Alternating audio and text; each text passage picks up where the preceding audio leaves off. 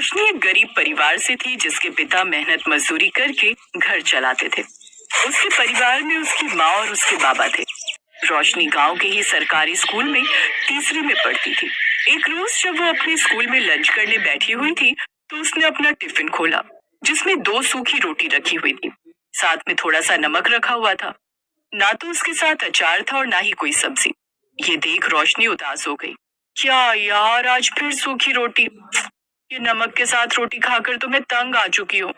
तभी रोशनी की सहेली काजल उसके पास आई। ए रोशनी, ये ले कुरकुरे खाएगी? कुरकुरे? ये कैसे होते हैं? अरे खाकर देख, ऐसी मस्त चीज नहीं खाई होगी तूने। कमाल के होते हैं, ले खाकर देख। मेरे बाबा ने सुबह स्कूल आते वक्त दुकान से दिलवाए थे। काजल उसे थोड़े से कुरकुरे खाने को देती है जिसे खाते ही रोशनी खुश हो जाती है। लेकिन वो थोड़े से ही कुरकुरे थे और उसे भूख जोरों की लगी थी। इसलिए उसने अपनी रोटी निकाली और उसके अंदर कुरकुरे भरकर उसका रोल बनाकर खाने लगी। रोशनी जैसे ही वो कुरकुरे रोटी के साथ खाती है तो उसका स्वाद उसे बड़ा ही स्वादिष्ट लगता है। वाह यार, ये तो बड़े ही कमाल की चीज है। सुन ना काजल, थोड़े से और दे देना। हाँ हाँ, ये ले। रोशनी ने दूसरी रोटी भी कुरकुरे के साथ खा ली। दरअसल रोशनी का परिवार गरीब था और सब्जियों के दाम आसमान छू रहे थे और उनकी इतनी कमाई नहीं थी कि वो इतनी महंगी सब्जियां बनाकर खा सके। कुछ दिन बाद फिर काजल स्कूल में कुरकुरे लेकर आई तो इस बार एक पैकेट वो रोशनी के लिए भी ले आई। उस रोज रोशनी के दिमाग में ना जाने क्या आया। उसने थोड़े से कुरकुरे खाए और बाकी घर ले आई।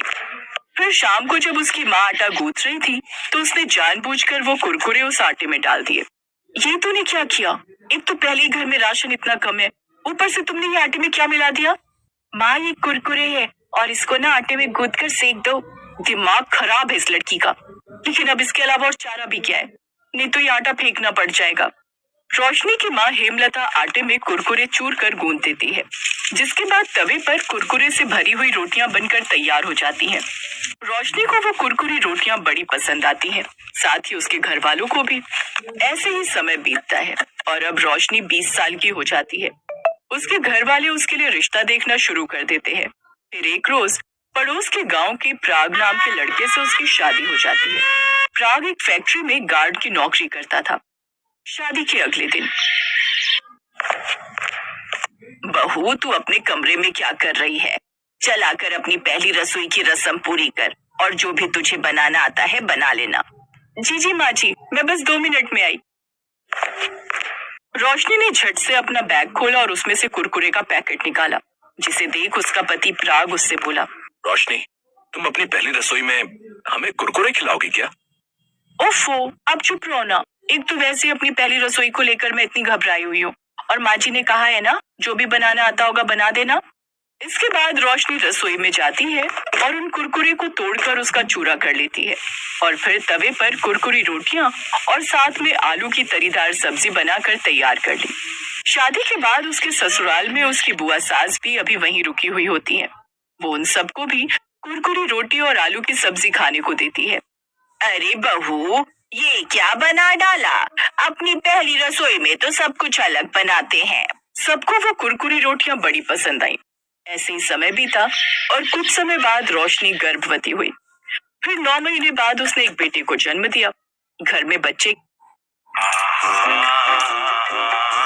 1-1 रुपए से क्या महल बनाओगी? इस 1 रुपए की कीमत तुम क्या जानो सुनील बाबू। ज़ूपी लूडो पर गेम शुरू सिर्फ 1 रुपए से। तो आप भी zupi.com से ऐप डाउनलोड करो, खेलो लूडो और जीतो लाखों तक कैश। इस खेल में आदत लगना या आर्थिक जोखिम संभव है, जिम्मेदारी से खेलें। बच्चे के आ जाने से सब बड़े ही खुश थे, लेकिन एक रोज उनकी खुशियों को किसी की नजर लग गई। एक शाम जब प्राग फैक्ट्री में ड्यूटी कर रहा था तो कुछ चोर अंदर जाने लगे, लेकिन प्राग ने उन्हें रोक दिया, जिस कारण उनमें हाथापाई हुई। चोरों ने प्राग पर चाकू से वार कर दिया। तभी दूसरे गार्ड ने जल्दी से पुलिस को फोन करके वहां बुला लिया। पुलिस ने चोरों को पकड़ लिया और प्राग को जल्दी से अस्पताल ले गई, जहां प्राग की जान तो बच गई, लेकिन उसे काफी चोटें आई थी, जिस कारण डॉक्टर ने उसे कुछ महीने के बेड रेस्ट के लिए बोल दिया। अब हम क्या करेंगे? अब घर का गुजारा कैसे चलेगा? माँ जी, अगर आपको बुरा न लगे तो मैं बाजार में कुरकुरी रोटी का ठेला लगाना चाहती हूँ। मुझे यकीन है मेरे हाथ की बनी कुरकुरी रोटियां सबको बड़ी पसंद आएंगी। लेकिन रोशनी, इन सब के लिए हमारे पास पैसे कहाँ से आएंगे?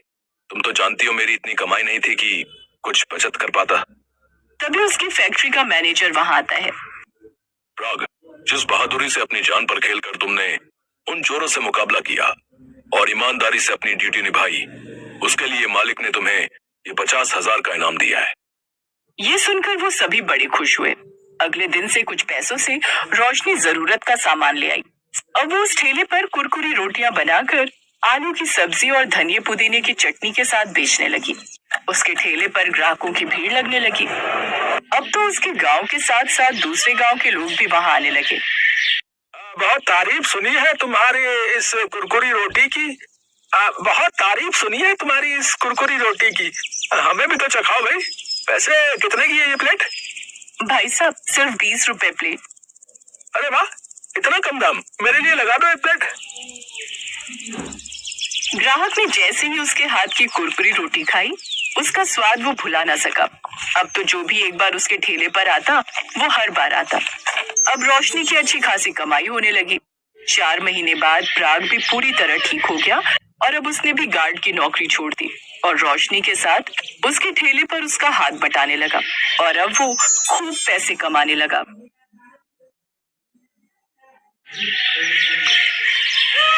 काव्या की शादी बड़ी धूमधाम से संपन्न हुई और वो अपने ससुराल आई।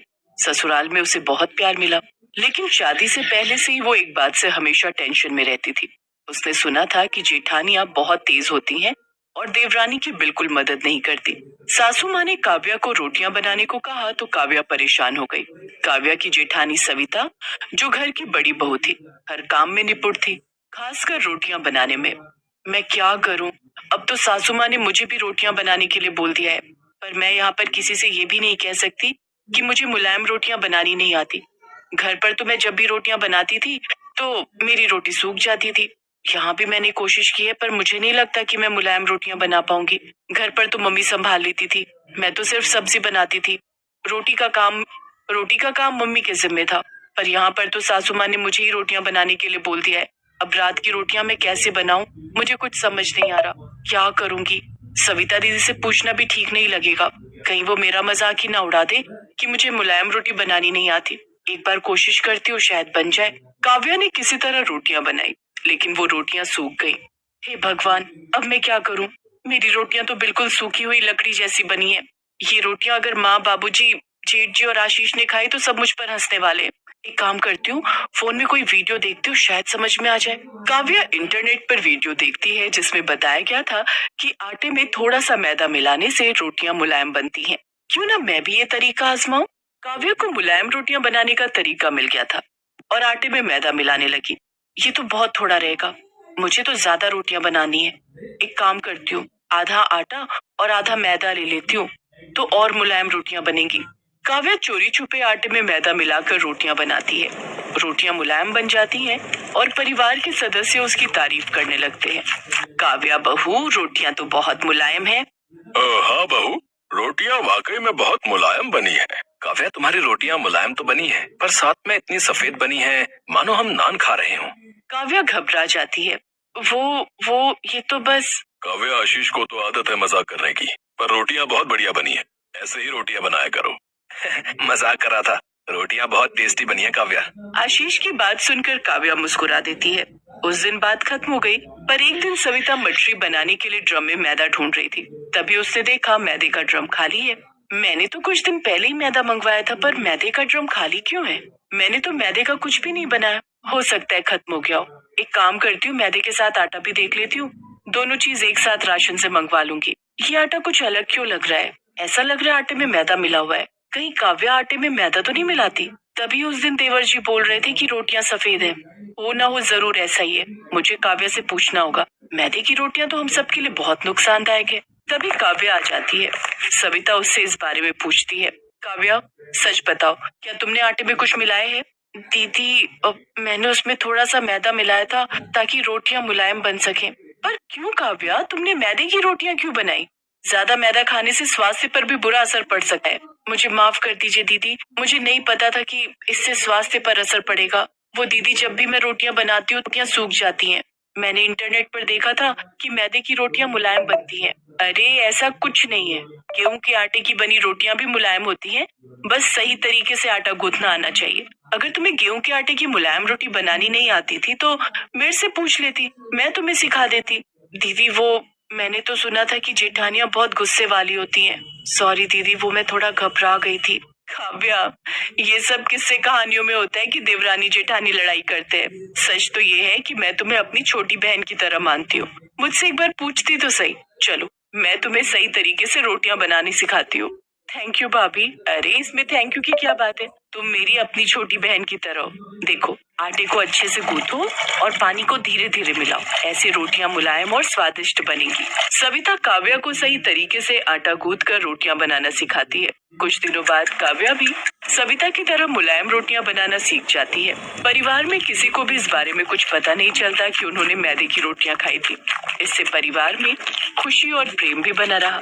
साथ ही सविता और काव्या दोनों देवरानी जेठानी का रिश्ता और भी मजबूत हो गया और दोनों ने मिलकर